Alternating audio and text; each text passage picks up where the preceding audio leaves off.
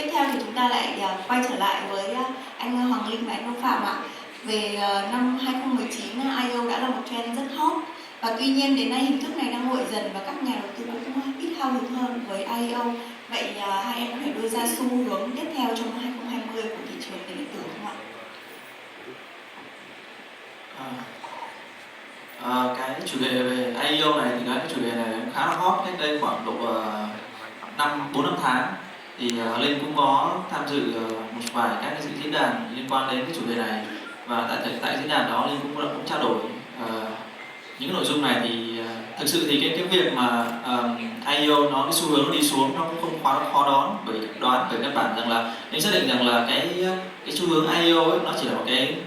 bước tiến hóa của thị trường này trong cái hình thức là kêu gọi vốn từ ICO lên IEO. Nó chỉ có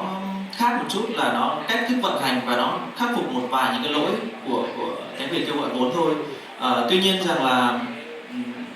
tuy rằng nó đã lỗi thời hoặc nó đang đi xuống, nhưng chúng ta không có nghĩa rằng Linh chưa có đủ cơ sở để nói rằng nó thất bại, bởi vì căn bản rằng là thực ra là IEO là hình thức kêu gọi vốn. Vậy thì cái việc đánh giá nó thất bại không thất bại là ở cái việc là cái dự án đấy nó có thu hút được vốn hay không, chứ không phải là cái việc đồng coin đó đi xuống giá. Bởi vì các một đồng coin hay một đồng token nó đi xuống giá, nó xuống giá lên giá là vấn đề của thị trường. Vậy thì cái việc mà những cái dự án nó có kêu gọi vốn được qua hình thức IEO hay không thì chỉ có bản thân những dự án đó hoặc là những cái chủ sàn, những người đánh ra kêu gọi vốn họ mới biết được con số chính xác được, thì chúng ta mới có thể có cơ sở để chúng ta nói rằng là cái xu hướng đó là cái xu hướng thành công hay không thành công. Tuy nhiên rằng là về phương diện về thị trường thì người ta nhìn vào người ta thấy rằng là ở những cái đồng coin đó nó lên giá rất nhanh, sau đấy thì nó xuống giá và chẳng ai quan tâm đến nó nữa. Thì đấy cũng là một cái nhược điểm của cái IEO đó, mà cái đó là cái mà Linh nghĩ rằng là ở tương lai thị trường sẽ có những cái cách vận hành khác để họ tập trung hơn về cái việc không chỉ là kêu gọi vốn mà nó còn tạo ra hệ sinh thái để cho những cái công nghệ như blockchain hay các dự án khác có thể duy trì được tiếp về sau khi ngoài cái phòng kêu gọi vốn refund đi, thì về ứng dụng, về giao dịch, về thực tế, về sử dụng thì nó còn được cộng đồng chú ý đến. Thì đấy là cái quan trọng, và đấy Linh nghĩ mới là cái mà giúp cho cái thị trường này nó phát triển một cách bền vững và giúp cho các dự án cũng như giúp cho các nhà đầu tư họ có một cái sự phát triển tốt hơn ở tương lai. Thì đối với lại năm 2020 thì thực sự thì Linh không dám dự đoán về cái trend sắp tới, bởi vì các bạn là thực ra chúng ta thấy rằng là thị trường này ai cũng hình dung rằng là thị trường này được điều khiển bởi một nhóm các nhà đầu tư lớn có tiền, có quyền, chúng ta nói cách nôm na là như vậy. Họ là những con cá mập, họ là những con cá voi điều khiển thị trường, họ mới là người quyết định cái trend của thị trường là cái gì. Bởi vì các bạn chúng ta hình dung là bất kể trong một cái ngành lĩnh vực nào, kể cả là công nghệ, về thời trang, thì cái trend nó là do những ông lớn họ quyết định cái trend, họ nói trend là gì để họ tạo ra cái truyền thông, họ tạo ra câu chuyện để nói cho chúng ta biết rằng đó là cái trend. Chứ chúng ta bản thân thị trường là một Linh phải nói rằng là thị trường là một tập hợp những con người mà không có chính kiến, họ sẽ không biết được rằng là họ sẽ phải làm gì cùng nhau, mà phải có ai đó dẫn đường cho họ và chỉ cho họ là họ làm được gì thì họ mới nhận rằng đó là trend. Vậy thì Linh không dám đưa ra cái dự báo rằng là trend này trend kia, nhưng mà Linh có thể nói rằng là thị trường nó sẽ có những cái khung cảnh như này. Ví dụ như có một cái nhìn nhận về thị trường năm 2020 cũng như năm sắp tới là sẽ là những năm rất là khó cho các đồng token hay những đồng altcoin, bởi vì chúng ta thấy rằng là từ năm 2017 là bắt đầu những cái xu hướng ICO, tức là những cái đồng altcoin nó ray fund lên rất là nhiều và rất nhiều các đồng tiền điện tử được ra đời. Vậy thì từ 2017, 2018, 2019 và đến năm sau là 2020, vậy thì tức là đã có 3 đến 4 năm để cho các đồng tiền điện tử, các công nghệ họ thử thách. Thì đây là cái giai đoạn mà Linh phải nói là nó giai đoạn sàng lọc, và những cái đồng tiền điện tử nào có công nghệ, có cộng đồng chấp nhận thì họ mới có thể tồn tại được. Vậy thì trong các năm tiếp theo nó sẽ là năm rất là vất vả và rất là khó khăn cho các đồng tiền, các đồng altcoin, bởi vì hai phương diện. Thứ nhất là các nguồn vốn họ refund được nó đã bị tiêu tốn rất nhiều trong 3 năm vừa rồi để phát triển công nghệ, phát triển phần mềm, phát triển về cộng đồng. Ngoài ra thì nhà đầu tư họ cũng rất là e sợ trong cái việc là họ đầu tư thêm tiền vào nữa. Vậy thì bởi vì các bạn là họ thấy những cái làn sóng lên và xuống rất là mạnh của thị trường, và họ cũng rất là e ngại trong cái việc là bỏ thêm tiền đầu tư vào nữa. Đó là một cái rủi cho những cái dự án mà mới phát triển trong 2-3 năm gần đây. Vậy thì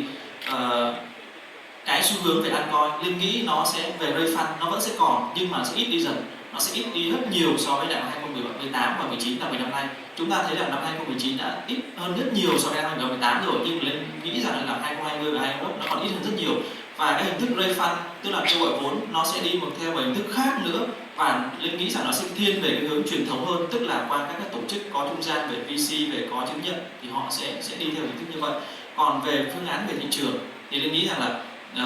nó sẽ phát triển tăng trưởng, bởi vì thị trường này là một thị trường có công nghệ đằng sau, có có những cái tiềm năng rất lớn, nhưng nó sẽ tập trung vào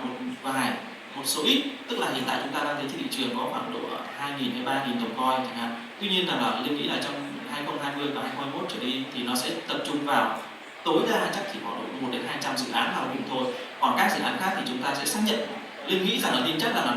nó sẽ đi về dĩ vãng và gần như nó không còn giá trị gì cả. Thì đây là cái giai đoạn không thể tránh khỏi thị trường, bất kỳ một thị trường nào cũng vậy. Thị trường cổ phiếu,